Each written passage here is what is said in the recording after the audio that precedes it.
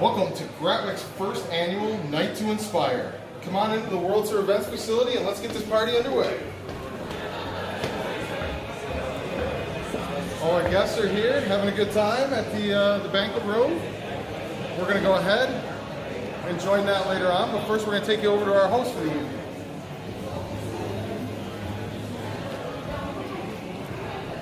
Scott Leffler and Ernie Green are going to be our hosts for tonight. And we're here to celebrate in the beautiful World Tour Events building, which I've never been in before tonight, but is literally beautiful. Now the script says it's beautiful. I'm not just saying it because it's on the script. It is absolutely gorgeous in here. And we're here to celebrate young audiences of Western New York and all the wonderful things that they do. And we've got a whole bunch of people here to help us to do that. And we're going to, throughout the course of the evening, we'll have some interviews, learn some things about these businesses that are sponsoring, as well as learn some things about young audiences of Western New York, which is a phenomenal organization that is really, it promotes something near and dear to my heart because I've always been a fan of the arts. And so I really think that this is something that more people want to know about. And this is something that you're going to want to know about. So you should continue to watch for the next, what do we got, 3 hours, 3.5 hours? Around there, yeah. But before we really get into the bulk of things, I really want to say that we wouldn't be able to do this if it weren't for our sponsors. And I want to, forgive me, I've got a script in front of me here, which I'm mostly trying to ignore, but I want to make sure I get the sponsors right.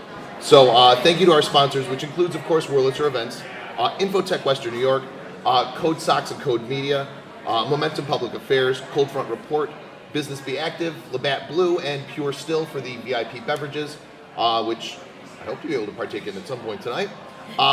Twisted Rope for the super cool augmented reality mystery raffle app they created. And in addition to the sponsors, there are a lot of other businesses that really came in and helped us to do this and offer gifts and prizes and all sorts of things because people that are here, you know, they're really getting the VIP treatment, which is how it should be. The arts should be a VIP sort of thing. So some of those businesses include Explore Buffalo, Pulp 716, my friends Jay and Amy there, Salvatore's Restaurant, Canal Club 62, Picasso's Pizzeria, Platter's Chocolates, which is also in this building, by the way, Franco's Pizzeria, Steak and Sirloin, David Kelleher Lighting, and writer Susan Solomon. And I saw some of her books around here somewhere, and I'm sure that that'll be part of the experience that you guys will be getting to tonight. So there are a lot of things that we want to talk about with young audiences of Western New York, and we will do that. But before we do, I want to introduce Ernie Green, who has been silent now for at least 60 seconds, which may be a new record. Ernie. Brand new record. It really is. Yes. How are you? I'm well, thanks. How are you? Good. Ernie, first of all, thank you for inviting me to join you and do this because it's a really worthwhile event. It's a really worthwhile organization, and I'm honored to be able to help. Now, tell me a little bit about you. You're a Gratwick boy, and now you're out and about, you know, cruising the world, and now you're back here to do this. So what can we expect from you tonight? Well, my personal story, like a lot of people here, is discovering the arts at a very later age, where I discovered stand-up comedy when I was about 30, 31 years old, and had we had a foundation in place like young audiences of Western New York, it would have been something that I would have pursued much earlier, you know. So, and that's, maybe you'd be good at it by now. I'll tell a funny joke one of these days after 8 years, but I mean, don't hold your breath. But the fact that we have this thing, this is a great foundation. They're helping out a lot of people, and the earlier that we can help kids find their way, and you know, also, you know, a lot of kids are ashamed that they're not playing sports or they're not this person, but you know, there's so many different ways to be successful, and there's so many different ways to have a great life, and the young audiences in Western New York is going to help people have this way of life. So this is a very, very worthwhile cause, and I'm so glad that we're helping them out tonight. Well, I think a lot of kids, you know, growing up, there's two ways to make it. There's academics and there's sports. But a lot of people don't know that there's this third path, which is the arts. And you know, a lot of my friends personally are in the arts. They make a career, they make a living, and they do pretty well at it. So it is really good to get younger kids involved in the arts so that they know that that's an option. Because like I said, a lot of kids don't. So we're going to talk to David and Beth. Yes, David and Beth. You're going to come back in a bit, right? I hope so. If you'll have me, I would be glad to have you back. Thank you. So Ernie's going to skedaddle here. We're going to bring David and Beth. We're going to do a brief walk around, and then we'll get. And then we'll come back with them on screen. And then we'll get David and Beth when we come back. So follow the camera, do your thing.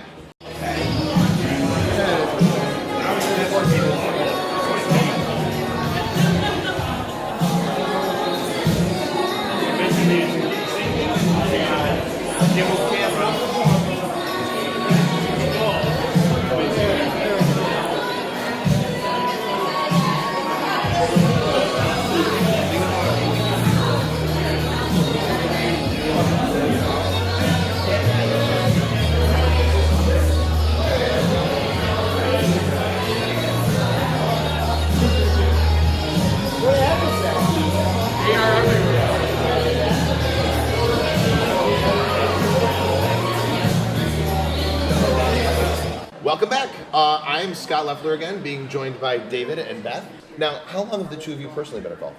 I've been with almost 2 years. Okay. And Beth is... I'm about 3.5. Yeah. All right. So the organization is aims to get kids involved in arts and teach them that it's an option. Yes. Because I don't know if you caught before you came on, a lot of kids growing up, their two options seem to be academics. Get those good grades, get into an Ivy League school, And probably sports. or sports. Yeah. But I was a band geek. Right. I was in drama club. I was a theater geek. So I did the academic part too, but there are times when I wish I had focused a little bit more on the arts because I ended up kind of going into the arts. And a lot of my friends are actually employed in the arts, which is funny because thinking back on it, it wasn't presented as an option. And I think that a lot of schools, they back burner it. So it's nice to see that there's an organization that is bringing it out more. Well, we find that a lot of the schools are more test-driven.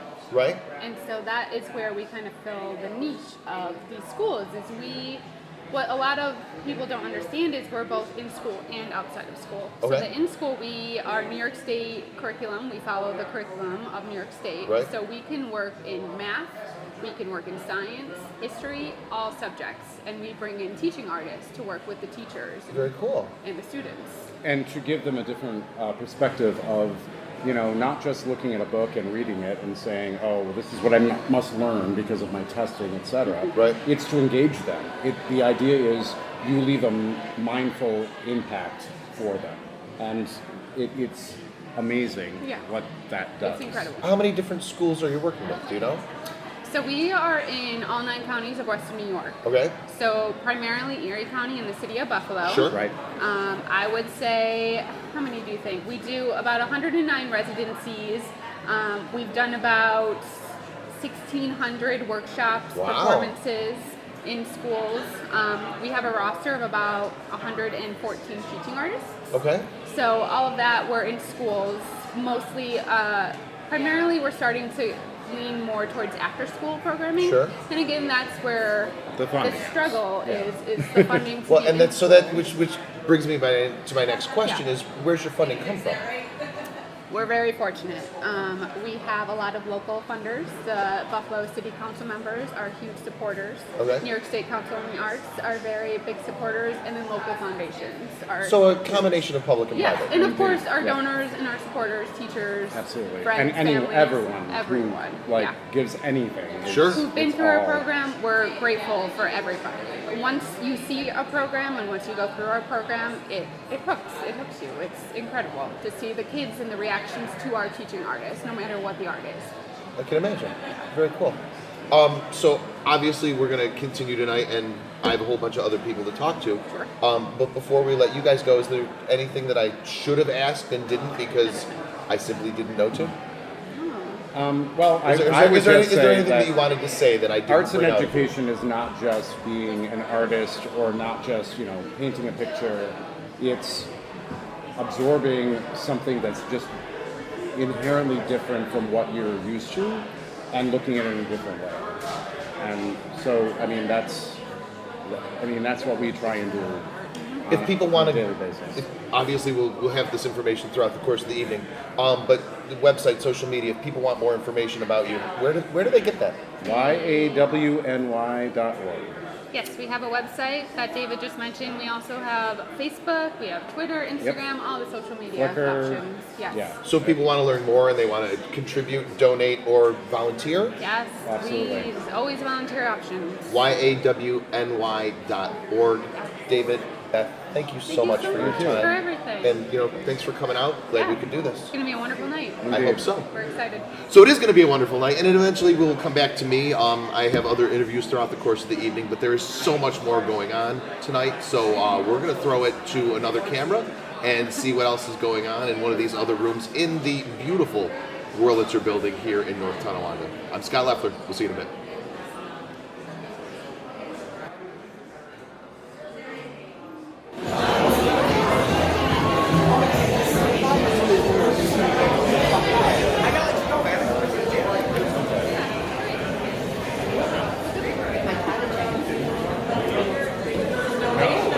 Oh, good job, Kelly. count on you. And Jared, thank you. Jared, always got her back. Andrea, quick question. Do you know what the grand prize items were set up to the side? They were hidden in the box behind the raffle in the great box with the cards. I didn't see the premiere. I'm sure you have Hey, you heard the email. I just wanted to put it with the other two. two are in the box. Okay. And then we'll- I will do that after. Well, how about you come talk to Scott over here?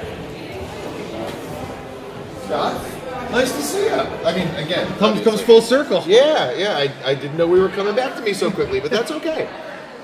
So, first of all, nice attendance. Thank you so much for doing this for us, Scott. Oh, so glad I could help. I'm honored that I was asked. Hey, should we tell them where this all started? You interviewed us years ago. It's been a while. First timers. Yeah. Yeah, the small little thing we brought back, geez, almost a decade ago now. Had to have been a decade ago, yeah. Yeah, that was a couple years before the perfect house. Yes. So yeah, thank you, man. Thank you again. You're more than welcome. Again, the attendance is great. I'm glad to see all these cool little businesses that are involved, and I know I'm going to be interviewing some of the representatives from the businesses. But now, yourself personally, how much of this did you do? Because this is like a 30-person job to make this sort of thing happen. I would say and I from, was from probably a little bit of time that I've been here, it seems to have been 70% you. It probably was about 49% me and 51% Andrea, and then another 100% from all the volunteers and helpers that have picked up where we. It's been amazing. I mean, my mom hustled a whole group of ladies that she's worked with at different jobs over the years and all that. We've got aunts and uncles here helping out. Right. Everybody's chipped in. Andrea and I have taken on the role of the event planner here with this to kind of get everything done, and it came together. I think it came together quite nicely, and I know that it has been in the works for quite a while. I know Ernie talked to me about it, I don't know, maybe a couple months ago, and so when he talked to me about it, I checked it out, and it looked like you guys had it in the works for months before that. So, truth be told, this type of event, this type of public kickoff, has been 8-9 years coming. We've had pushed that rock up the mountain a couple times, almost pulled the event off, almost had it, and just didn't get it over the mountain. And here we are, finally got the event launched. And it's going to be a yearly annual event for young audiences of Western New York. Super excited to support them. And the World Serve event facility, I couldn't be more thankful for how much they've been over backwards to welcome us in here. I'm very impressed by the facility itself. I also saw there was food that went by that looked really tasty. Oh, are we gonna need a detour or something this way? At some point or another, I'm gonna have to find a break and I think we can cut down to some the food. B camera for a little bit so you can sneak off for a snack. Without a doubt. So, speaking of the B camera, so obviously I know what's in store for the night, but I don't know that they do. So we're gonna have some interviews. I know I'm gonna disappear for a while, and in the time I disappear, that's when all the real fun stuff happens. Yep. So 8 o'clock, we're going to start the presentations. Young Audiences of Western New York is going to give a little presentation about who they are and what they're trying to do. That's a national organization, by the way, as well. So if you're not in the Western New York area and you still want to support a great cause that gives back to the kids and that, look for a local chapter near you of Young Audiences and reach out to them. These guys need help on inspiring the youth, and we're doing our part. Just do your part in your community. Then Gratwick's going to give a little bit of presentation. I'm going to talk more about what we're trying to do, what the whole purpose of this event is, and where we're looking to grow from here. Then after that, Code Sox is going to give a presentation about one of the partnerships and app developments that we're working on to, again, give back to the Buffalo community, but something else that can be white labeled across the country in all different cities and stuff to help boost tourism locally. Then 9 o'clock, we're going to have some performances, some live performances from Western New York artists. I just found this out the other day. Mom said no one's a YA-WNY success story. I did not know. All the kids grew up in the YA-WNY program and through the YA-WNY program, they connected them to the Goo Goo Dolls, who ended up producing their first album. The Goo Goo Dolls have been great for local music. Oh, yeah. So that's very, very cool. And it's good to see. It's good to see companies and businesses and organizations get behind the arts and support it. And so when Ernie asked me to do this, I was honored to be able to help because the arts is something that's very near and dear to me. So getting more people involved in it and showing them that there are possibilities from it that they might not have known about is just really, really cool. That's one of the great things about it, is that they're not, hey, you can be a YouTube star, you can be an A-list actor, you can be the crown jewel of all your dreams and all that. They're not trying to do that. They're trying to introduce you to the hard-working jobs behind the camera, all the different industry jobs that are subsets of the entertainment industry that nobody really knows about and isn't familiar with until you start going down that road. And if you don't or if you're at the movies and you're watching the credits screen, you're like, what does a gaffer do? You know, so I have a lot of people that work in the entertainment industry in those, behind the scenes jobs, and you don't think about it, but you go to a show at the Riviera Theater, for example. Without the person doing lighting and sound, there's no show. And those aren't skills that just come to you. You have to learn them. So it is really nice to have somebody being able to teach that sort of stuff. It took me till 30 before the lights went off. I don't want to give too much of my speech away that's coming up there and all of that, but yeah, I was so lost in sports, so wrapped up in sports, it never occurred to me all the jobs and careers in the entertainment industry. I love stories, love movies and all of that, but I was one of those guys that just got lost in the story. Sure. Never thought about the work and the people that went into it. And it was like subconscious inspirations and all that. It was always there, it was always a storyteller, but it never really meant anything until I got exposed to the entertainment industry and really, truly saw it for myself, and the light went up. What have I been doing my whole life? Yeah. And the arts affects everybody. That's one of the. Everybody goes to the movies. Everybody likes music. Everybody, so in some way or another, everybody benefits from people being good at this. Yeah, absolutely. I know that we've got some other interviews coming up and some other things going on. There's some things here that I definitely will have to take a point to check out at some point. I know I have some free time after 8 o'clock, and so I'll do that. There's food, there's beverage, there's not that it helps you in any way, but trust me, at some point or another while you're watching this, I'm going to be having some tasty food and some delightful beverage. So you might want to consider doing the same at home while I'm doing that. And it's going to be an annual event, so if you couldn't make it out this year, it's going to be bigger and better next year. Very cool. And this building, if you've never been in here, find a reason. Yeah, oh, it's beautiful. I've been, there used to be the bookstore out front. Oh yeah, I used to go to the bookstore all the time. I love that bookstore. I kind of wish there was still something around it like that, but there's not. It's a book. And then Platters is here. I've been in there. And Wurlitzer Pizza Company used to be in here. Are they still in here? No, I got the Woodcock Brewery now. Yes, they do. We hit up a beef on weck pizza earlier. I don't know if you've ever had a beef on weck pizza. I have.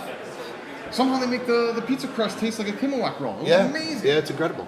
But yeah, so this building, obviously has a ton of history to it, and there's cool things in it now as well. So I guess that's the point that I was getting to there. Well, I'm going to be doing the presentation later, so I don't want to hog too much of the camera here.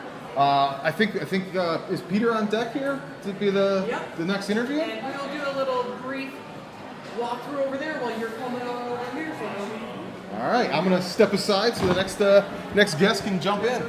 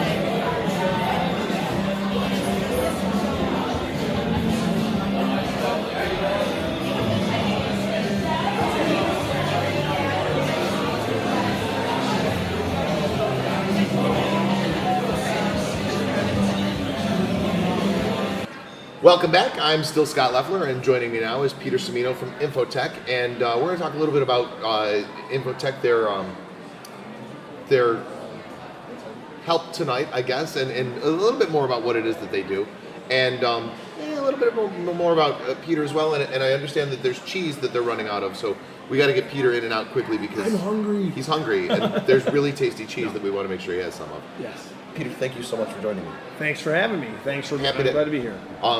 So there are some very cool businesses that are involved tonight. Obviously, Infotech being one of them. Can you tell me just a little bit about what Infotech is and what you do there? Sure. I am the current chairman of Infotech, and Infotech Western New York has been around 20 years. We are the trade association for technology, and our three pillars are our networking events, which we do 3 networking events per year, education, where we bring in augmented reality like Twisted Rope, AI and machine learning, IBM, and some Amazon, different cloud type training. And then we have our biggest event, which is called the Beta Awards, which is Buffalo Emerging Technology Awards and Showcase. And that is the crown jewel of our event every year. We just held it last Thursday. 12 award winners, and about 400 or 500 people come down to Riverworks every year to check it out. So very cool. Tell me a little bit more about that awards.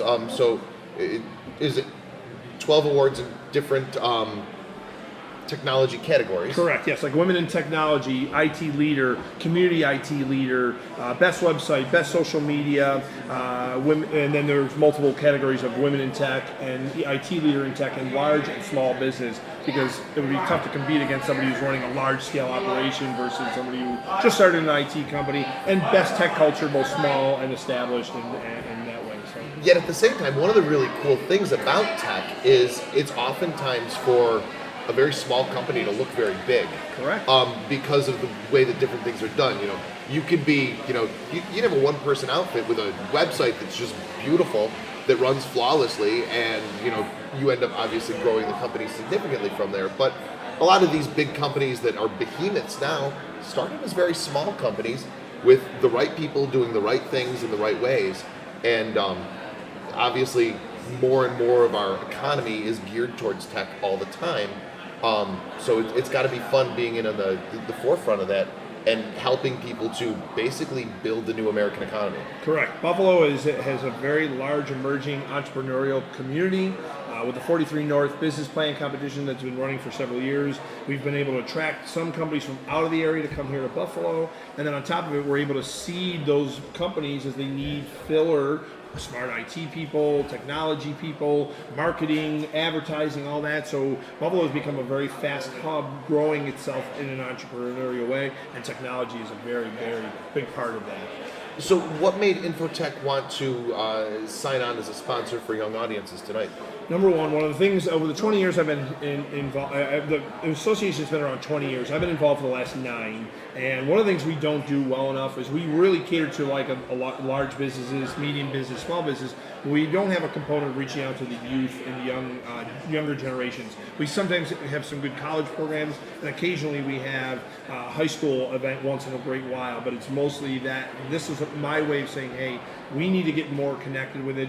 I'm a drone pilot, so I've been doing a lot of cinematography, videography, and what Chris was doing was really close to my heart when I met him, and he basically explained this would be a really big help if you could help us out. And I said, well, this is an easy ask, and I wanted to see other folks that are in the market that are trying to do it as well in our region. I'd love to see an esports arena. I'd love to see a place where kids could grow and do video editing and footage, and learn how to actually really use cameras and really document the way the world is doing it, whether it's a documentary, a film, a movie, or something like that. Let them aspire to be something amazing, sure. And give them a platform to do it in. I think a lot of people probably don't think about the convergence of technology and art. They seem to be very disparate, and yet at the same time, you kind of can't have one without the other. Agreed. Especially, I can say this, in the last 3 years of doing drone editing and video editing to a high level degree, because I'm doing real estate shoots every single day, and that takes a lot more technology than anybody ever. And when I show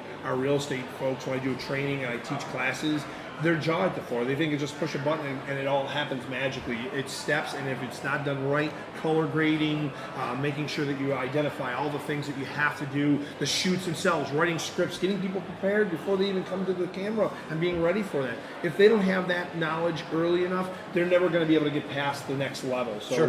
Getting them started early is what I'm all excited about, and that's why we're here today. Well, just this setup right here, for example, there's a convergence of art and technology. Without a doubt. So obviously obviously we've got the camera, we've got a videographer, and so Speakers and microphones right around us that have to be exactly. working. And yet the video itself is art. Now it might not be high art, Right. but it's the same equipment that's used to create high art. And like personally, I'm a huge fan of minimalism. And so you get these pieces of technology, and so a lot of times you get technology that finds these little pieces of minimalism. It's really artistic that you might not see otherwise. So it is really, I can see how it makes sense for you to be involved, and why it would make sense for you to want to sponsor something like this. I'm very happy. Like I said, at the end of the day, anything that's Western New York that needs to see or change and grow an element of our community, and technology is touching everything. 20 years ago, technology was an afterthought. You hired the people, and then you figured, hey, who's the smartest guy who knows how to do spreadsheets? We'll make him the IT guy. Exactly. And now companies start with IT first. I'm not always saying that's the best way, but you have to have that almost married with what you're going to to do, with the right people and the right methodology. So, cool. Peter, if people want to learn more about Infotech, how can they? YA-WNY.com is our website. We're on Facebook, we're on Twitter, we're on LinkedIn. We're a trade association for business people that really want to make sure that we connect our community via technology, using education, networking events, and the award show or recognition is what we do. Very, very cool. Well, I really appreciate your time, and I thank you for your involvement tonight. I'm sure I'll run into you at some point. Awesome, we'll have a drink. Thank you, sounds good. I'll save you some cheese. Let's just get an update from Trainwreck Sports here. You're live. What do we got an update on? I mean, UB, things are rolling along. They had the basketball 101 camp today. It was a dream of a time. You got the Sabres, the coaching search. Couldn't be farther from home. They might as well be the first scene of Jumanji when the animals come running through and the guy gets sucked into the game. They're starting at square one. The Bills? Everyone's excited about the Bills. The rookies are in town. It's ready to go. Ed Oliver, I'm not worried about the fact that he has 2 first names, so you shouldn't be worried about the fact that he has 2 first names. McBean and Co are going to get it done. Trust the process.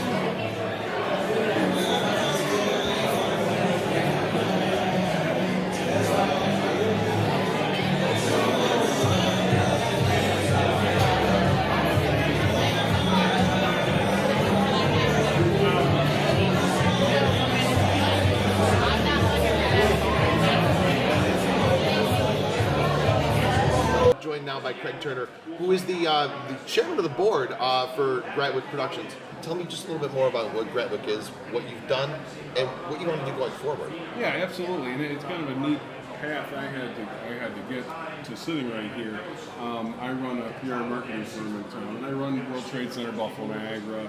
I have a work in economic development, politics, government, marketing in the region, and I run a PR firm. So last summer, Chris, searching for some PR help in the region with his vision of building a studio in Western New York, reached out via email. I get a ton of these emails. I'm looking for PR help. It's usually people that don't want to pay for PR help. And, what do you mean I got to pay? I don't understand. Right, exactly. So I called him back, and we had a good chat. I said, it's a neat story. I'm in. Let's do it. So I did some PR for about a month, and he and I had a bunch of conversations and really hit it off. Right. He's got a great vision. His passion is unlimited, and he sold me on it. So he said, would you like to join the board? I said, yes, I'd like to join the board. So I joined the board, went through several months of joining the board, and ultimately we said, okay, well, I run some other boards, so we said we can help Craig maybe bring some structure to the board meetings, and it seemed like a good, seems like a place where I can help. So very pleased to be in this role. So where do you see Gratwick going forward? Oh man, it's fantastic. Every day it seems we're having another great conversation. But I take it back to the vision. Audience-owned, transparent studio operating out of Western New York. It's just such a fantastic story. We love expat stories, Chris. We're sitting in the Wurlitzer Building Event Center, which is about a mile from where Chris grew up. Okay. He names his company Gratwick, and he's running around here with a suit on today, but it's the first time I think I've seen him without a Bills t-shirt on. Right. Which is fantastic. This guy loves Buffalo, and he loves the idea of bringing his passion to Buffalo, and he's doing it in a way that will have an impact not only on the art community in Western New York, but honestly the regional economy, the economic development community as well. One of the things that I think is really interesting about Western New York, and I'm sure that this is probably true in other parts of the country as well, but I'm from here, I live here, so I notice it here, is the genuine pride that people feel in their neighborhoods. You've got the city of Buffalo, but the city of Buffalo is broken down into 28 different distinct neighborhoods, and people love the city of Buffalo, but they also love Black Rock, or they also love Riverside, or they also love, and so you've got North Tonawanda, but people are like, no, Gratwick. And so a lot of times the neighborhoods coincide with names of fire departments, I've noticed, or maybe fire departments coincide with the neighborhoods. I'm not entirely sure, but it is really interesting to see the pride that people have in not just the city that they're from, not just the region, because Western New York has a lot going on, and there's a lot of reason to be proud of being from Western New York, but people are proud of the street that they grew up on, and a lot of these interpersonal relationships that people developed when they were 8, 9, 10 years old, and here it is 30 years later, and they're business partners with a guy that they used to play touch football with on the street, and you got to wait for the cars to go by. This seems to be a quintessential part of the Western New York experience, is the pride that people have in their community. So I thought it was really cool to see Gratwick, and I was like, all right, yeah, that's a thing. And it's a thing that anyone not from Western New York will mean anything to. But if you're from Western New York, I think maybe more specifically if you're from Niagara County or the Tonawandas, maybe Gratwick means something. But it's even in Hamburg, Gratwick might not mean anything to anybody. But it's cool to see people that are really proud of where they're from. And I'll say too, when we several months ago were looking at venues for this event. We looked at some in downtown Buffalo, and we all kind of got together and said, "No, this is perfect." Wurlitzer, and this is a stationary camera, so it's a beautiful, beautiful facility. It opened last summer.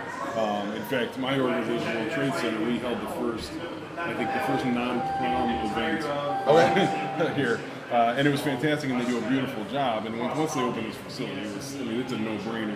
I've said probably numerous times already how beautiful it is in here. Yeah. So and of course Wurlitzer it's another one of those. The history of the building, the history of Western New York, the history of North Tonawanda. So it is really, really cool going back. Now I'm going to ask you, we'll put you on the spot. You might not know the answer to this. I love the logo. Do you know who designed the logo? I'm sure Chris did, but no, I don't know. All right, I'll have to find out at some point tonight because I love the Gratwick logo.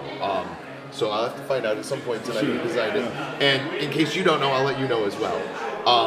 But I know we've got a lot more coming up still. We've got presentations coming up. I know that Chris was going to make some sort of a speech. I think he was afraid that we've got live music coming up from Paris and from Mom Said No. And we're going to be continuing this live broadcast for a couple more hours still. So stick with us. Make sure you check out some of the websites that we've talked about and donate if you can. And be part of the evening, even if you couldn't be here with us. And it's a shame if you couldn't. But I understand this is the first annual sort of thing. So maybe next year you can actually be with us, and we'll hope to see you then.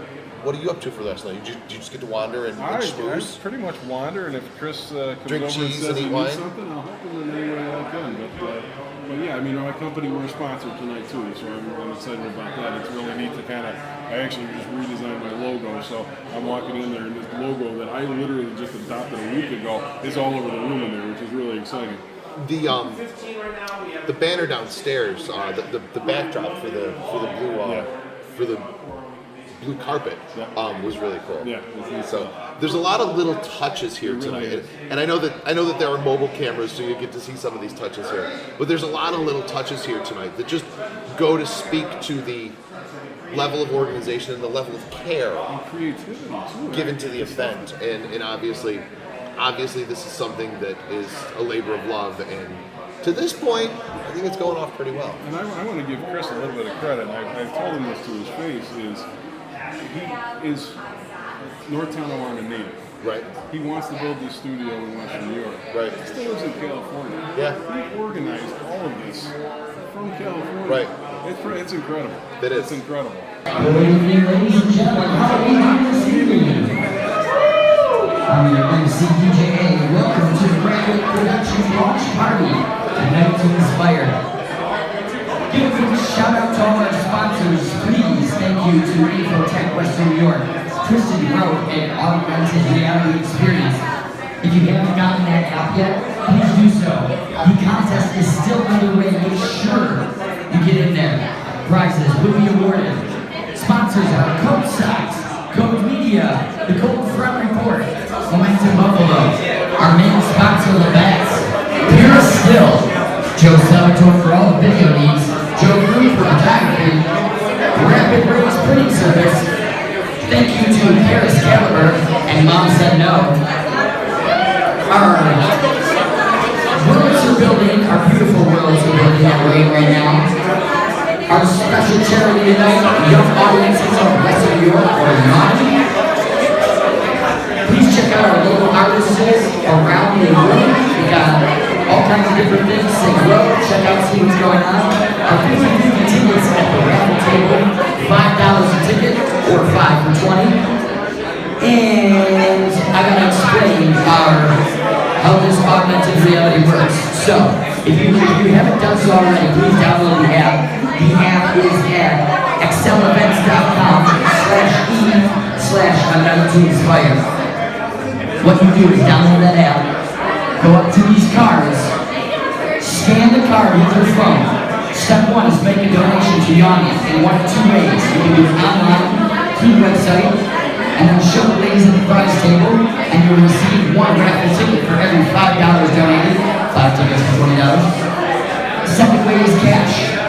One raffle ticket for every $5. It says it out here twice, so if you didn't get it, $5 a ticket, $20 for 5. Step 2, scan with your phone. On your phone, you'll get like a picture, an image, a video come up. You gotta scan these cards, the white side, with the graphics on it.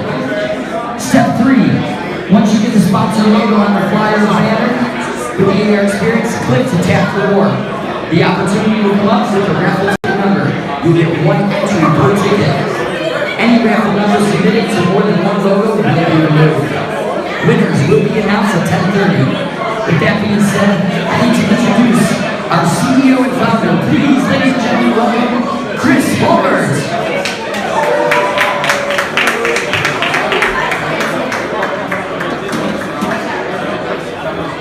Hey everybody, just gather around for a little bit here. I want to talk a little bit about YA-WNY, what we're doing here tonight, and why we brought you guys all in here. And I'm so thankful for everyone coming and partying with us, and hopefully supporting YA-WNY and buying a couple drinks. Every dollar from each drink goes to support YA-WNY. So please drink up and have a good time. So here's the deal, folks. I wanted to support a charity in Western New York, and I wanted to give back. And YA-WNY's been around for a while, but I don't know about you guys.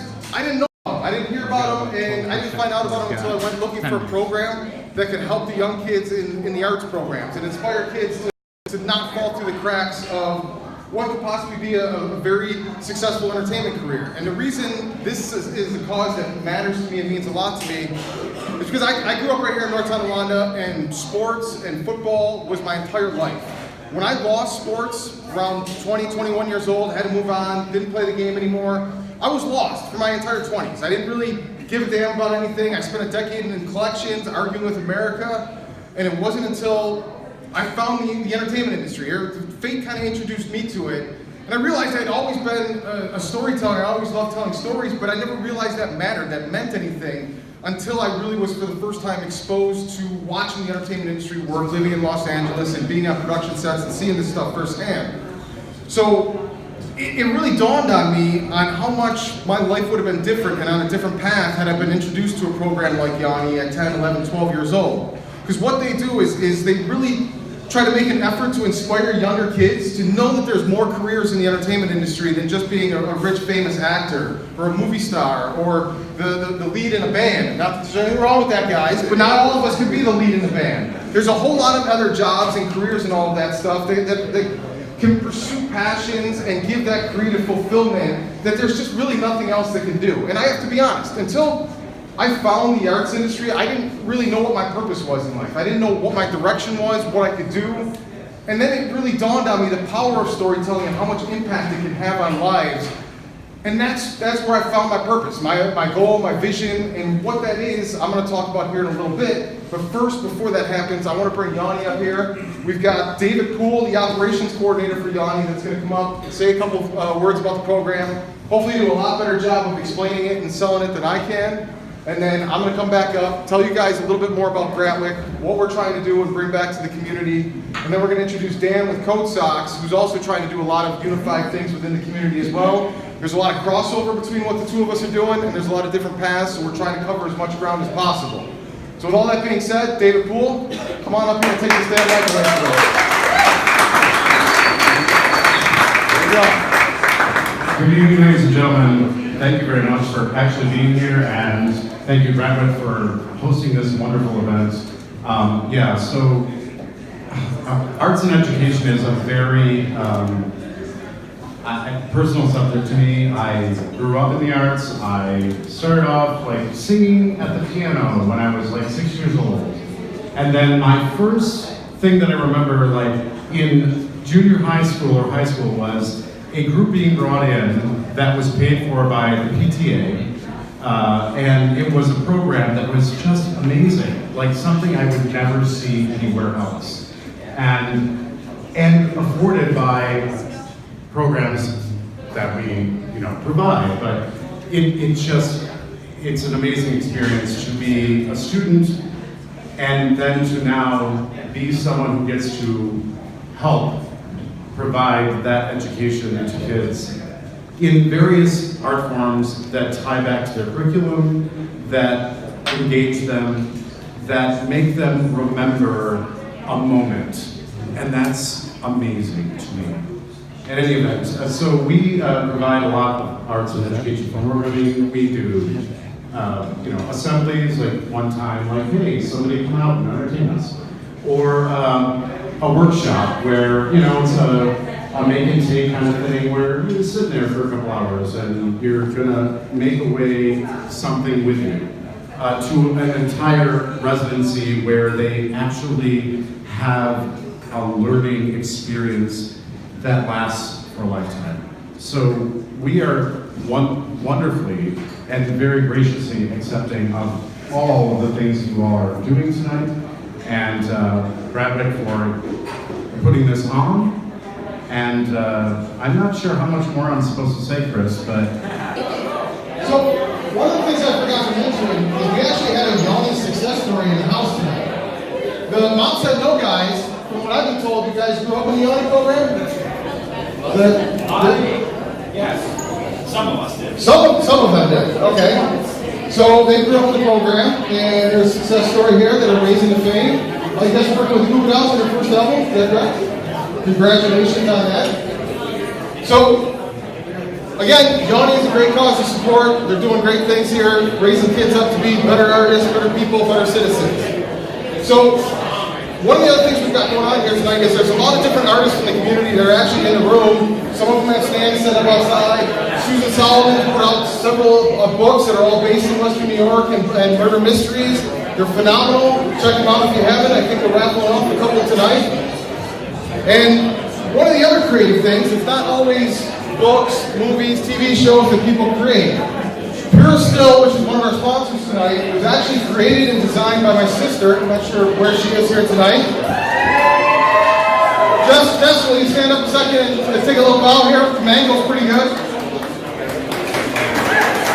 So, not only did my sister create and design the entire flavor and the Pure Still brand, she also won Marketer of the Year for a promotional campaign with the product. So, now, the reason we're all here with Gratwick and what we're trying to do in the community is we can talk all we want about inspiring kids to grow up and be artists and pursue their creative dreams. But if there's no money to help these kids, to invest in these kids, to invest in the local artists, Number one, they're not going to stand a chance to do anything here in the community. Number two, a great percentage of them are going to run off to Los Angeles like I did. You're going to be in a lot bigger fish tank and a lot bigger shark tank, where even if you do get those opportunities, they're not going to come on your terms, and they're not going to come from friends that want to help and support you. So before we can do anything with the local artists in this community, one of the things we have to establish is a digital media fund that invests in the artists. And what we want this digital media fund is to be community owned and driven.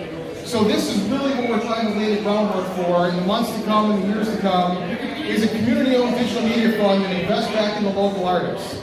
And as part of this, one of the things that we're looking to put together is everyone's seen a lot of the lofts and buildings and renovations that are all going on in the community. There's a huge renaissance happening in Buffalo, and people are predicting it's going to spill over to Niagara Falls in the very near future. But Renaissance has always been associated with arts and entertainment and all of that, but how much of the arts and entertainment in Western New York are experiencing that same Renaissance? We want to be a part of it, we want the community to be a part of it, and we want to make Buffalo the next big hub for productions and all of that. But not Hollywood coming here and shooting movies, which is great, and we want to support that as well, but we want big movies being made by local artists. We want the big production to already be here, developed here, produced here, made here, and we want to provide the infrastructure, the finance, the marketing, and distribution, which are the three most corrupt pillars of Hollywood and where they control access. I'm not sure how many of you guys know this, but the big five movie studios, Warner Brothers, Universal, Fox, all of these studios, they don't make content. They distribute, finance, and market the content, and they have somebody else to do it. Usually people that they can prey on and have to take the deals because all the access is controlled by the establishment. If we set up our own infrastructure here in Western New York, we control our own finance, marketing, and distribution using a lot of emerging technologies.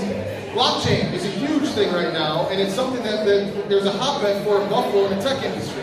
Infotech Western New York, who's here and one of our sponsors, Peter in the back, these guys are supporting all of the tech that's coming up and being developed here in the community, and there's a huge blockchain community that's part of that.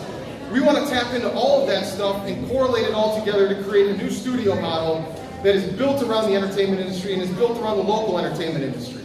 So the way that we're going to do that is step by step, we need to start telling people what's going on. We need to start telling people that together we can invest in the local artists. Together we can build a movie studio. Not just a movie studio, but an esports arena. We're talking with different members of the community, different members of the leadership and community leaders about bringing, Mike, now's a good time to hit that button, about bringing a full-service movie studio and esports arena together in an all-in-one package that would have overlooks that you can come in, get foot traffic, have a beer, Tim Hortons, whatever you want, and sit down and actually watch a production happen. Watch the artists in your community making stuff in the facility that you own a piece of and that the community owns a piece of. A great example of this would be the Green Bay Packers of movie studios. And esports is huge right now. Niagara Falls needs a lot of foot traffic. Niagara Falls needs a lot of indoor activities in the winter. Esports arenas can bring a whole lot of people to that area and start developing Niagara Falls up in the area. So we've got a lot of exciting partners. Some of them are here tonight supporting everything that we're doing. And this is just the first step down this path publicly. You guys are the first ones to know about what we're trying to do, what we're trying to package, and what we want to bring to this community. And if you guys don't support us, and if you guys don't cheer for us, and you guys don't want it to happen, it's not going to happen. But if you guys believe in, like I do, that there's a shit ton of talent in this community, they just need the damn infrastructure to support them and not prey on them, then we can do this. All the ducks are in a row, the technology is here. It's faster to build a new studio from the ground up using emerging technologies than it is for these big behemoths to downsize to a more efficient model. And I'm going to bring up Dan next here, who's going to talk a little bit about what Code Stocks is doing. They embody a lot of what Gratwick's talking about here. Create something. Give something back to the community and support and work charities into the angles. Because here's the thing, if you cut out all the fraud, the financial waste, the extra money going into people's pockets, there's a model out there where all the creators can make and earn a living pursuing their arts and still give back to the community and reinvest in the local nonprofits and still come out farther ahead than they would by going through the establishment and being preyed upon in much worse terms than what we can do here together as a community. So without further ado, I'm going to bring up Dan with Code Stocks. He's going to talk a little bit more about what they've got going on and some of the crossover between our two companies.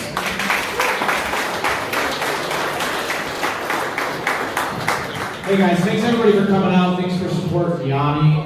My name is Dan Gambino. I'm the co-founder of Code Stocks. the founder of Codes Media. A lot of people ask me, well, what is that and what is Codes?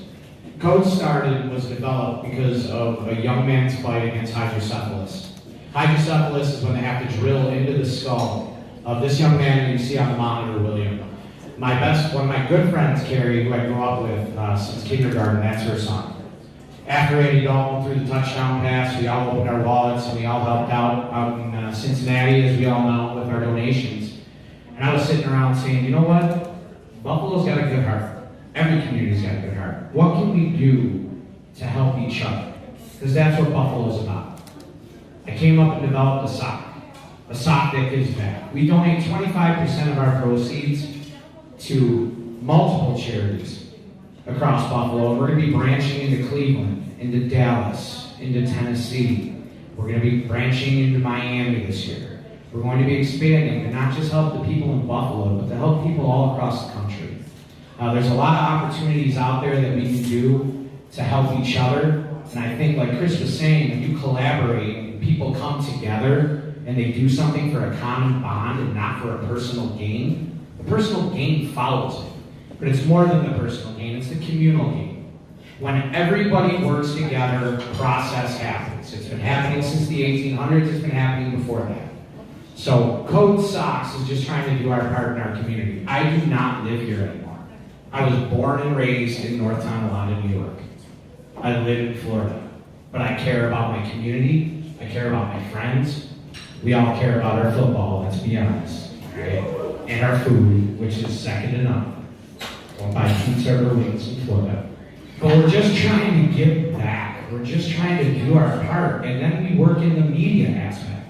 And I work with a group called Cold Front. We have people represented from another group that's Trainwreck Sports. We have Just Dish and Hockey. They're a group of younger guys who are just trying to get their stuff out there. You take the photographer, you take the guy holding the camera, Joey Salvatore, Joe Kroon. These guys are out there collaborating with artists, athletes, normal people, weddings, events, walking up to people on the street and interviewing them, going into a Harrison Phillip and helping kids with disabilities. That's what this is about. Let's not lose sight about what we're all in life for. As somebody's really important calling me on my way. Sorry.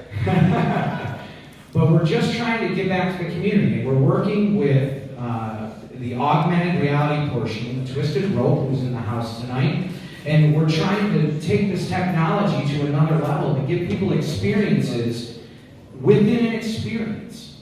So we're really just trying to give back to the community that raised us. And at the end of the day, if you can put a smile on someone's face while doing it, if you can wear a crazy pair of socks, if you can donate money to Pancho Villa, and we helped him just go to a game, or take his wife out, or take his kids to the store to buy a toy.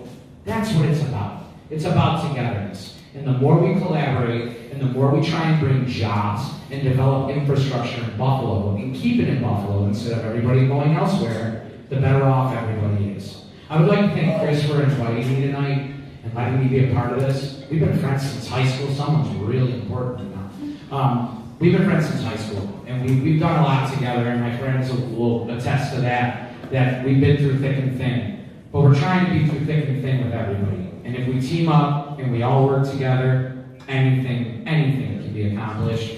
And thank you, everybody. This is a great charity. It's a good way to get kids involved with not only the community and the arts, but with other people who think the same way that they do. Because a lot of these opportunities were not around when we were younger.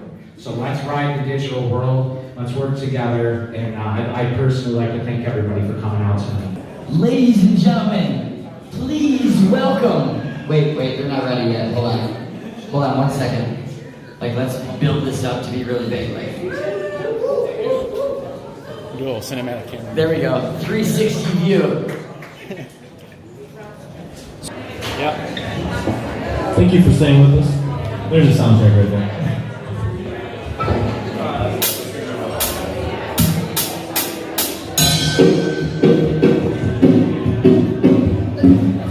Alright, this next one is an original. It's called Memories. Sing it with us. It's pretty easy. Come on.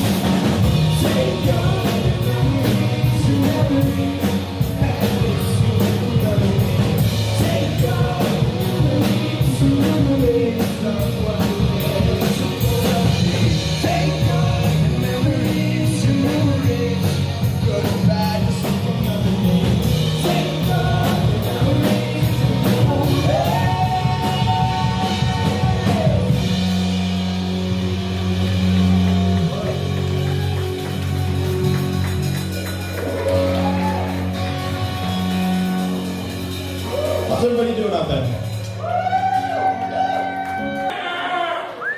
If you don't know our name, we're Moms That Know. Shout out to Code Socks. Yep. Code Socks. Yep. Close up. There we go.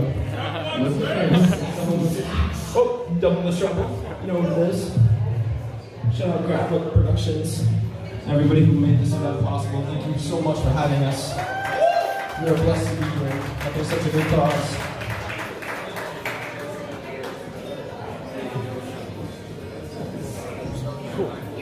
This next song is an original. It's called Upside Down. If you know it, which is highly unlikely, but if you do, keep that same energy. We need that energy. That's how we play. Here we go.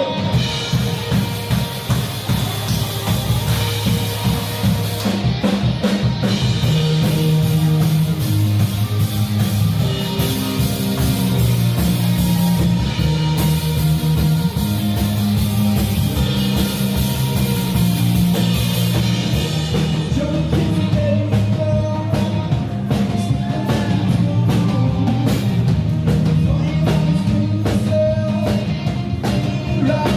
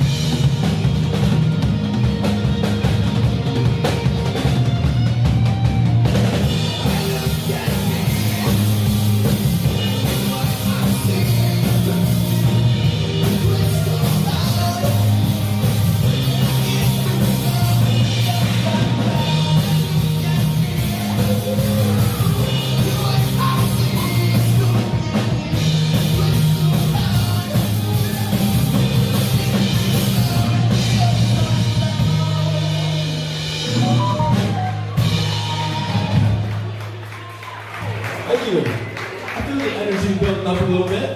You feel it? You feel it?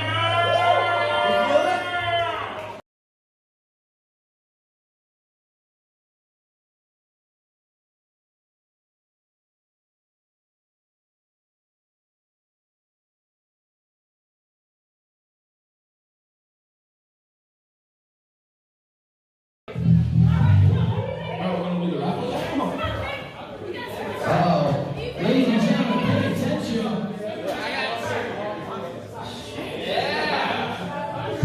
Hey guys, I'm going to give away 2 pieces of memorabilia here. We have an autographed Jim Kelly hat from the Gratwick Sports Hall of Fame. There's also this fabulous UB Bulls wooden sign made by Lumberjack Woodwork.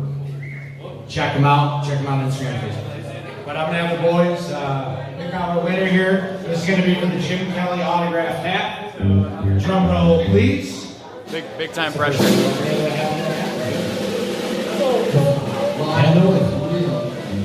here we go. Yeah, go ahead. What color?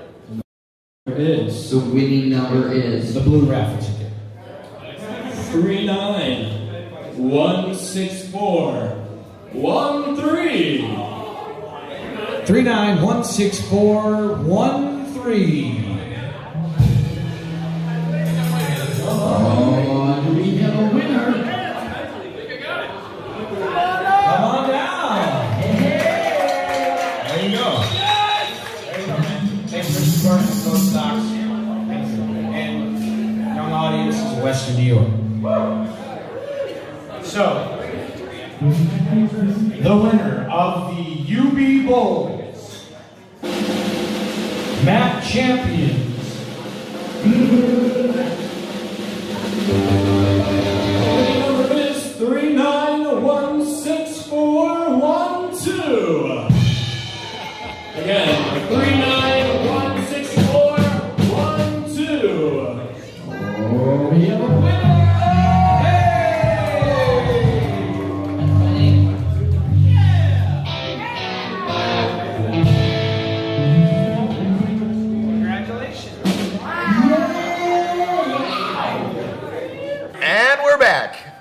I'm Scott. Joining me now is Josh Kelly, and we got another author. We're going to talk a little bit more about writing. And thank you for tuning in. I hope that you've been watching it from the beginning.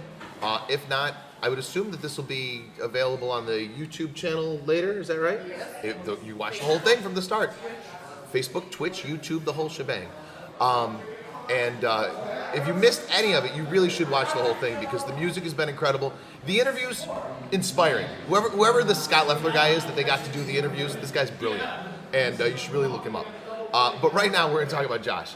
Josh Kelly, thank you so much for joining me. So, live broadcasts have a tendency to develop as they go. And at the beginning of the night, I did not know I was going to be talking to you. And yet, here you are. And I'm glad to have it. So, you are an author, and you're currently working on more authory stuff, which is, like, that's how that works, right? Like, you write one, and you're like, oh, now I got to write 8 more books. Because, like, one is never enough, right? It's never enough. But let's start with the first one. What? Tell me about your first book. First book I ever wrote? Yeah.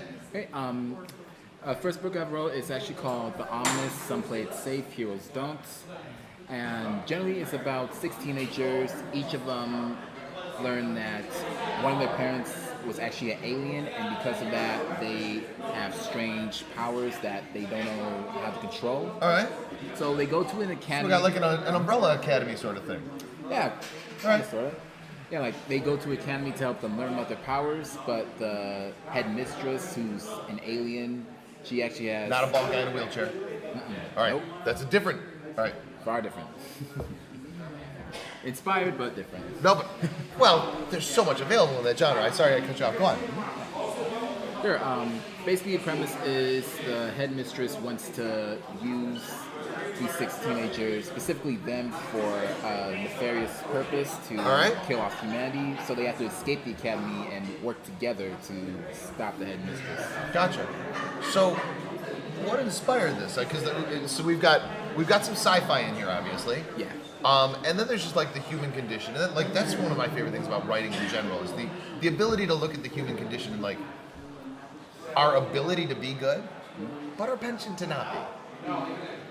So was there a thing that you were watching or reading or even listening to that you're like, oh, bing, light bulb, I got to do this thing? Or were there little pieces here and there? Where'd you get the inspiration? Originally, like growing up, I got the inspiration from like certain books that I read, like from Harry Potter to Lemony Snicket's A Series of Unfortunate Events. Right. And I'm a millennial, so I grew up on the early 90s X-Men cartoon. Gotcha. All right. So obviously that all fits in. So that was book number 1. When was that? The first book, that was about, I want to say maybe 2016 I wrote that. Okay. All right. So we're 3 years on, and where are you at now? Right now, so far I've also written a third book. It's a different series on its own, and I'm just going through it and cleaning up the mess with it. Now, are these self-published? So far, they're self-published. Isn't that great? Yeah. So, you're a young guy. Yeah. I'm old. When I was young, self-publishing was not a thing. I mean, it was kind of, but it was still really expensive. It was difficult. And you're still talking about paperback books, and just the costs are just incredible. One of the really cool things about 2019, technology, art, like this all fits in perfectly here, right?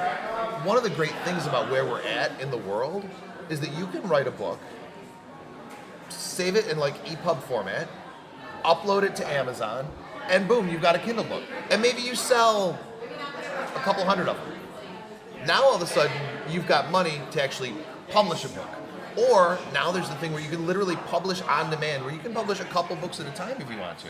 Yeah. That wasn't a thing when I was younger. So 2019 in so many ways is so friggin' cool. Which makes me wonder, like, how far are we away from like alien children who are being sequestered by evil women? Because I think that might be next. It might be. It might be. So the new series, is it the same sci-fi feel to it, or did you go in a different direction? A little bit of sci-fi. It's more into like the fantasy, involving witches Okay. and folklore. Gotcha. Are you a Supernatural fan? Actually, The show.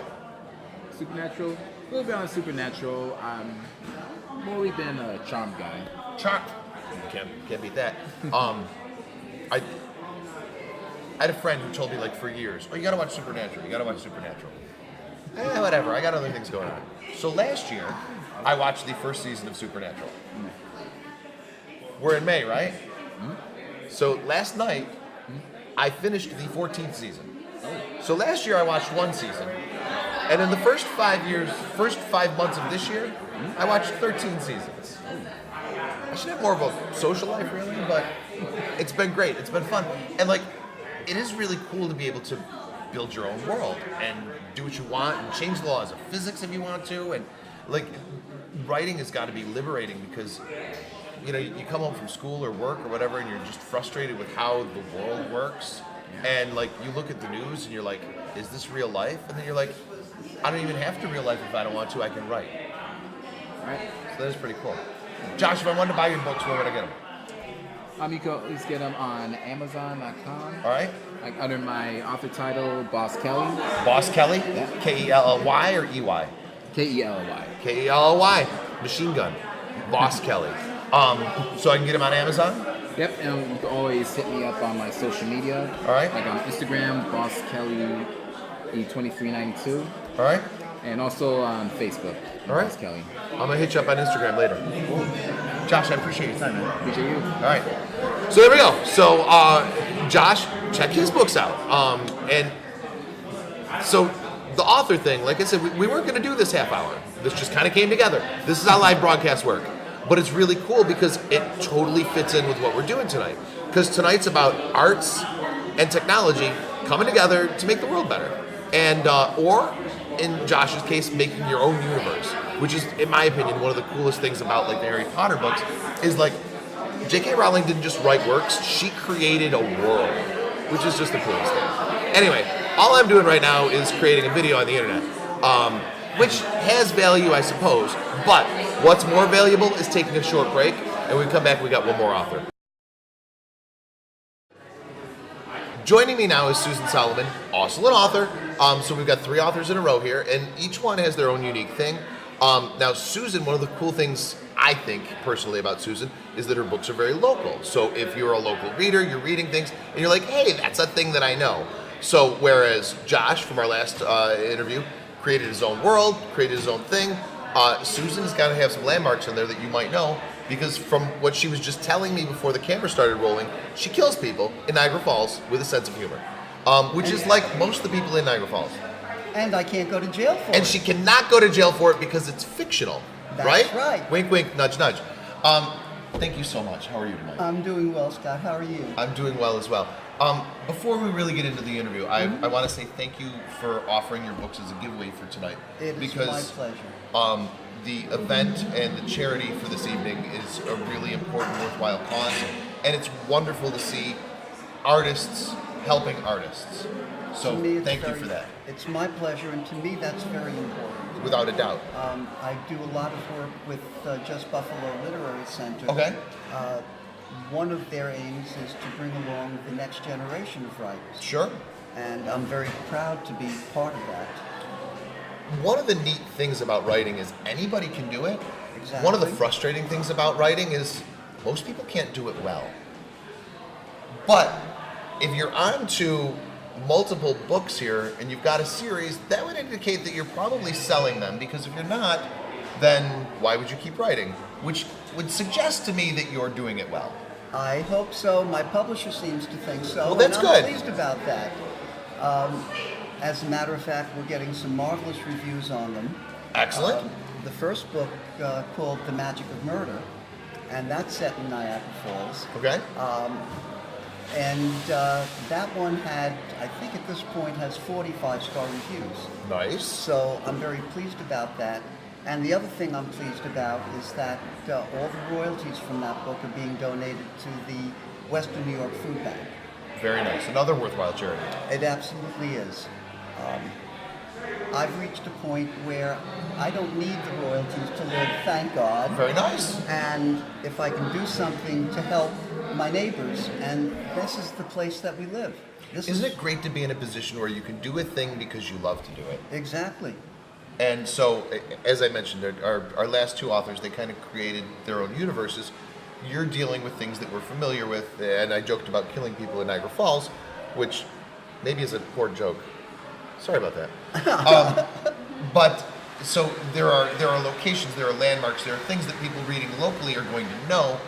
But you know, if you're selling on Amazon, you've got 45-star reviews. That suggests to me that you're selling outside of just Western New York, which has got to be cool in and of itself. It is, and one of the things that I aim for, and this was a comment that that one of the reviewers made, is that were they to visit Niagara Falls, they would be able to go around the area and see these and recognize and things. recognize them. For example, if I can give a little bit of a commercial, the second book, which is called Dead Again, I managed to kill somebody in Como's restaurant. They know about it, and they still let me go eat there, which I think is very nice of them. It is very nice, because being barred from the Como would be a horrible thing. Their food is incredible. It is. So yes. We go there several times a month and enjoy it. As a matter of fact, when I first moved up here, and this goes back, more than 20 years now, we ate in the Comos while we were getting an office set up and finding places to live. We ate in the Comos almost every night for 2 weeks. To the point where they knew us when we walked in, and we didn't get a menu, they knew what we were going to order. Now, are you from the Falls? I was actually born and raised downstate. Okay. I was born in Queens, the borough of Queens. All right. And then spent a good portion of my life on Long Island. And you can always tell a Long Islander because we pronounce the word L-O-N, new word, G-I-L-S-A-N-D. Okay. It's an accent I've tried so hard to get rid of, and I just can't do it. You can write with no accent, so that's nice. I can write with no accent. So when did you move to Western New York? I moved up here during a blizzard in 1999. Okay. And within a month of being here, I knew I was home. Yeah. I love this place. I love the people that live here. Most of my family is living in Florida. They want me to move there, and I keep telling them, move here. This is home. So you moved to Western New York in '99, and then at some point thereafter decided I need to write books. Exactly. So what inspired it? Oh God, I had been writing most of my life. Okay. When I was, in junior high school, I was writing some strange stories. When I was in high school, I joined a rock band. I was a musician at the time. I was writing songs. Awesome. And I continued to write over time, although I practiced law in the entertainment field for about 25 to 30 years. Which is how you can afford to live without the royalties. Which is how I can afford to live without the royalties. And I did some writing while that was going on, but when I moved up here, I did some work on a grant for a charter school, and I wound up interviewing the people at Just Buffalo, who introduced me to their writers group. Okay. And that's the point at which my writing took hold and really took off. Gotcha. Within 3 or 4 years, I had my first published short stories. Nice. And since then, I've had a dozen short stories published online in online journals. And in 2015, Solstice Publishing put out my first murder mystery. They're the Emlyn Good Mysteries. Sorry, I couldn't resist. That's what it's there for. There are now 3 Emlyn Good novels, 3 Emlyn Good novelettes, all available in paperback and in Kindle, and you can get them all on Amazon. And we're getting wonderful reviews from them all. But most recently, I wound up doing something very strange for me. And I moved away from the mystery genre that I absolutely love, and I've loved since I was a child. Right. And I wrote a paranormal romance, which came out less than a week ago. Okay. This one is set in Niagara-on-the-Lake. Okay. In a bed and breakfast. It is romantic. It is romantic, and it does speak of a good deal of the history of this area, including the Underground Railroad. And that took an awful lot of research. And the more I researched, the more I learned about this wonderful place in which we live, the more I fell in love with it. I can understand that. Yeah. There are a lot of cool things, historically speaking, of the greater Niagara region, if you will. Absolutely. So, so what made you decide to shift genres? You didn't really flip. It's not that big of a jump. But what made you decide to make that shift? I don't know. Actually, this novel has been in the writing stage through various drafts for more than 10 years. And I would do a draft and it would go into the drawer. I'd take it out a couple of years later and I'd look at it and do a little bit more work on it, do another draft. It developed, sometime back in 2003, the man I was working for, he owned a bed and breakfast, and he asked me to do a short romance that he could leave out in the rooms for Valentine's Day. Okay. I did a story. That's an odd commission, but okay. Okay, he knew I wrote, and I did. And it was called Abigail Bender, and it was about this ghost that lived in the bed and breakfast that he owned. And that was nice, and he put it out, and the people enjoyed it. And a few months later, as we came up to Halloween, he came to me and he said, "Susan, the ghost that you wrote about that's in the house, is that really true?" I said, "I'll tell you what, Charlie, just leave it to me." I took the short story, I broke it into another short story that featured the bed and breakfast. Right. And I sent it to the local ghost walk people with a letter from me that said, "This is absolutely true. I met the ghost. It happened to me. The devil has me by the collar. I'm going south 10 minutes after I'm dead. I know this." But that story, when I was sitting with it, and I came across a competition in a journal called the Writer's Journal. Okay. They were looking for short romances. I said, why not? I submitted it. It got an honorable mention. It was my first published short story. Nice. Years later, I broke that story out into a novel, and I've been working on it ever since. And earlier this year, I again took a look at it, and as I did, I said, is that what this is really about? And the lights went off in my head. I know. I know the sensation. Yeah. The next draft was done within 3 months, and I ran it through the novel writers group that I belong to. They were enjoying it, and I sent it to my publisher. I was very nervous about this because I don't generally write romance. Right. Although most of my books focus on relationships, but not a romantic relationship. Understood. And then the editor that worked on the book sent me an email, and he said, of the 80 or so books that he'd edited, he thinks this is the best. Nice. That made me feel I can only imagine. lot better. Yeah. So this new book is called Abigail's Window. Okay. It just came out. It's also available in paperback and Kindle on Amazon. And in the week plus that it's out, we've had a couple of 5-star reviews. And one woman wrote to me on Facebook, and she hollered at me. She said, I started reading this book in the evening, and I was up half the night. I couldn't stop reading. So I wrote back. That's what a good book does. Yeah. So I wrote back saying, I'm not sorry. Sorry, not sorry. Yeah. That's exactly it. So if people want to find your books, obviously they're on Amazon. They just search for you by name? They can search for Susan Lynn Solomon by name. All right. I think there's enough of me all over the net that I'll come up in Google. If you go to Amazon, Susan Lynn Solomon, you'll find my books. All right. There are now 3 novels in the Emlyn Good series, plus 3 novelettes, all in the series. The same characters. My narrator is a woman who, at the age of about 40, just learned that she is a direct descendant of Sarah Good, who was hanged as a witch in Salem. So you have a little bit of that involved, and a lot of research that went into that. Right. Both the kind of herbalism that Sarah would have practiced, as well as what was going on in Salem in 1692. Huh. Very cool.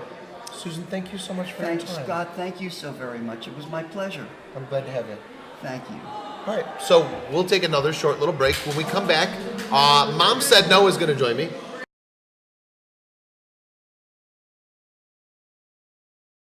Like, did you guys get out of cleanup? Is that what happened?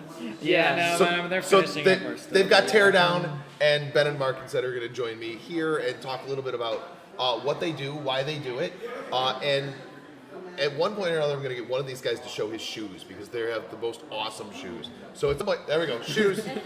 Very, very cool. So guys, first of all, thank you for being here tonight. Thank you. I know that you were originally not in this cast of characters, and then you got added late.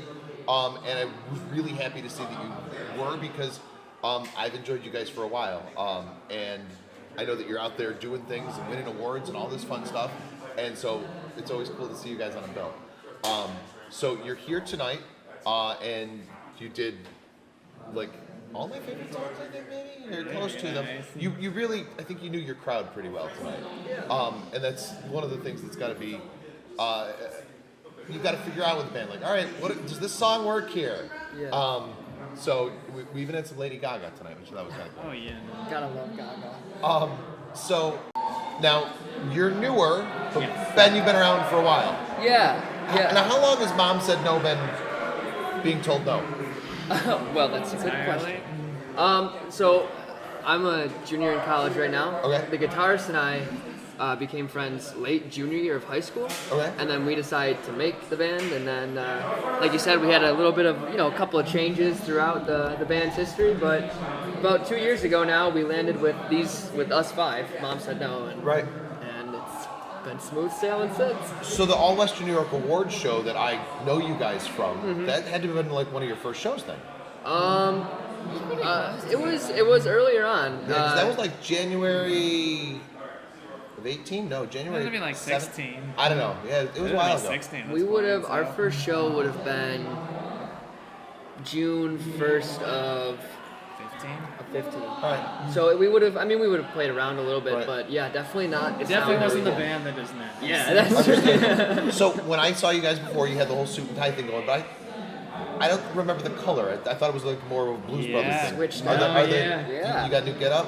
Yeah, we went the classic black suits beforehand, but Right. now with the album that came out just last July now, we wanted to go to a different color. So we thought the maroon would help to pop more, and also gave us a chance to get these shoes too, because we always wanted to have the matching suits, because even like beforehand, everybody just kind of had a little different stuff going on in their suits. This time we're just like, we want to be all unison, we just want to be all like Plus one it makes, color. So it makes Tim look really good. Oh, so yeah. it's good for Tim. Well, Good the for- suits is a really cool thing because I think that, so obviously you're younger, and so immediately because of your age, younger people are going to appreciate you. But then you're also playing some older songs, and you're dressed a little more conservatively, which I think is going to also endear you with old people like me. Although I'm not a typical old person. You don't look a day over I'm not a typical old person, but I really do think that your vibe, your whole scene, it kind of plays the best of both worlds, because like this is guaranteed, and we'll add these people in too.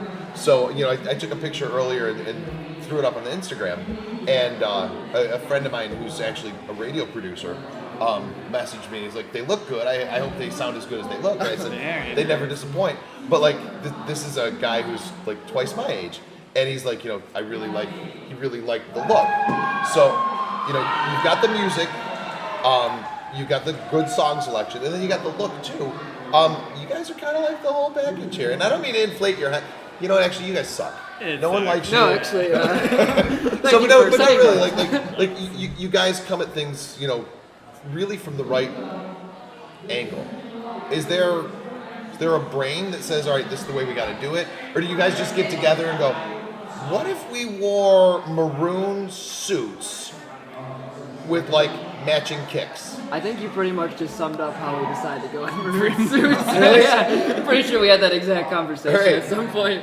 No, but like you said, we really like to incorporate, all different ages. We don't want to exclude anybody, right? From what we do and how we play and stuff, and like, part of that is the music that we play. Part of that is, influence that we've had. I mean, obviously we love the Beatles, the Beach Boys have been a favorite forever, Right. But then newer music too, like the Killers and Black Keys and all that. Right. So it really is just about trying to find a way, both like visually and like verbally, to like just incorporate everybody into our sound. So I was in and out a little bit tonight. And I was obviously doing this. So I caught some of your stuff. I missed some of your stuff. Personally, I didn't hear any originals tonight. Did you not play any originals tonight? We did a few originals. Did you? Because I missed them. A couple, yeah. Being in the Western New York music scene, it's frustrating because personally I love original music. But I feel like, I actually have a friend who completely gave up doing originals. Just because like he was starving to death. And he's like, you know what? I can't. I got to play covers. So I would have to imagine that it can be frustrating at times, writing this awesome song, and then people are like, hey, play that Lady Gaga song. You're like, oh man, Lady Gaga plays it so well. Don't you want to hear one from our new album? They're like, no. I mean, that's like definitely one of the great things is that we're able to, because it's like, again, you got the only original bands, and they're playing like those small shows and clubs and everything, which again, that's all fun, everything, we've done those too. But again, it's money like, too. oh yeah, no, so we've been able to like transition ourselves into the cover band circuit while not being in it at the same time. Gotcha. So yeah, it's like now is your new album a whole year old already? July it is, yeah. Wow. We're time flies. Do you have another one in the works? It is. No, we plan to be in the studio very soon. Very cool. Very soon, yeah. Very, very cool. Yeah. So between now and then, I have to imagine you guys are playing out a lot. I seem to see your name a lot. Anything coming up in the next couple of weeks that people might want to catch? In the next couple weekends. Yeah. Yeah, Sunday. On Sunday we have a Mother's Day show at Rec Room on Chippewa. Cool. So that one will definitely be very focused on just the originals, the energy, just we want to give everybody just one awesome show to remember. And also, all mothers that show up to that show get a free rose from us. And Nice. Yeah. All right. Just a little something for the moms out there. All right. Very cool. Yeah. Obviously, you guys are on all the social medias. Do you have a website? We do. MomSaidNoBand.com. MomSaidNoBand.com. Pretty easy to remember. MomSaidNoBand.com. we got the Instagram. We got I know on Instagram, your mom said no band. Same on Facebook. Mom Said No on Facebook. Just Mom Said No. Mom Said No. If you type it in, we usually pop up. Which is Understand. pretty cool. Also, gotta remember the period. The period at the end of our name is very important. Yeah. All right. Good to know. Tim would smack us if we didn't say it. Guys, I appreciate your time and thank you so much for playing. I had a blast listening to you. Oh, we had a It was nice blast talking to you. playing. And I hope we'll see you again soon. Yes, you will. All right, cool. Dan, thank you so much for joining me. Thank you. First of all, cool socks. Thank you. Secondly, why? Why not? No. Why? You know what? Honestly, that's the best answer to anything, right? Like honestly, like why not? It's 2019. Why not? Tell me though, like how you guys came into being, and what it is you're looking to do. Well, we all started off of the love for the game, Okay. the love for our city, the pride that we take in our city, but it was really affected by, at the time, 9-year-old boy Okay. who has a disease called hydrocephalus, where they have to drill into the brain, Okay. into the skull, and remove matter from around the brain. So exactly, you're wincing because Yeah. that's horrible. They've done it 10 times. Ouch. So I wanted to give back to the foundation that has been supporting him and his family since the beginning, and that was Eric Wood. Eric Okay. Wood at the Oshai Children's Yep. Hospital. So it started there, and then we realized how much good we can do by donating 25% of the proceeds of our socks Right. back to charities in the area code where we're from and where we love. Right. And it started ballooning into other charities saying, well, good, they can help us too. Sure. And that's what we're here for. So I know that you had a selection of socks here tonight, but how many different socks are we talking about here? Right now we have 6 socks. They're all geared towards the Buffalo area. This year we Gotcha. are expanding. We're Okay. going into Cleveland. I have an event there for Jarvis Landry. Okay. He has a softball game. We have the Micah Hyde softball game here in Right. Buffalo. If you haven't got your tickets yet, Salem Field, June 2nd. It's going to be a great time. It's going to be the offense versus the defense. So you're going to see all the boys out on the field. That has been confirmed. Actually, I don't know who it was, but somebody earlier was on their way out, and I heard him say, "I'll see you at the Micah Hyde game." Yes. So True story. Code Socks will be there. We'll be on the feet. We're working on that. But I also have a Jarvis Landry event in Cleveland, so we're branching out to Cleveland. I'm actually throwing parties in other cities to start branding and giving back to charities in other cities as well. Sure. Nashville. I'm going to the Dallas game on Thanksgiving. We'll be in Miami. Cleveland again. So we're going to be wait spreading a minute. it out. This just sounds like a reason to party. No, it's not. It is, but it isn't. It's a reason to have a Not that good there's time. anything wrong with that, mind you. It's a reason to have a good time, and there's a reason to have camaraderie and togetherness for a community, not only in our community, but we're going to be donating back to communities in every city that we are. So Dan, how long have you been doing this? I've been doing it for a year. All right, and in that year, how much of an influence have you been able to have? We've had a really good influence. We have donated over $7,000 in less than a year off of 6 socks in one area. Off of socks? Off of socks. 2019 is just the best. Now most of that was 2018 nonetheless, but you get the point. Yeah. It's really cool where we live right now. Yeah. And speaking of the whole where we live, you mentioned that they're all Western New York themed, which seems to be a common thread here tonight. And one of the things that I've mentioned to a couple of the other guests is just how cool it is, how proud everyone seems to be from Western New York and to represent Buffalo or Tonawanda or Gratwick. So it is really cool to see everybody and how proud they are of their roots and where they're from. And there are people from here branching out to other places because they got something right here, or they went other places and now they're coming back here to do things right. That's It's just so cool. I don't live in Buffalo. Where do you live? I live in Tampa, Florida. You live in Tampa, Florida. I live in Tampa, Florida. You can take the boy out of Buffalo, but you can't take the Buffalo out of the boy. See that?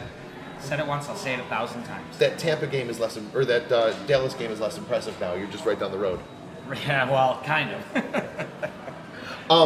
So Dan, if people want to buy socks, where can they find them?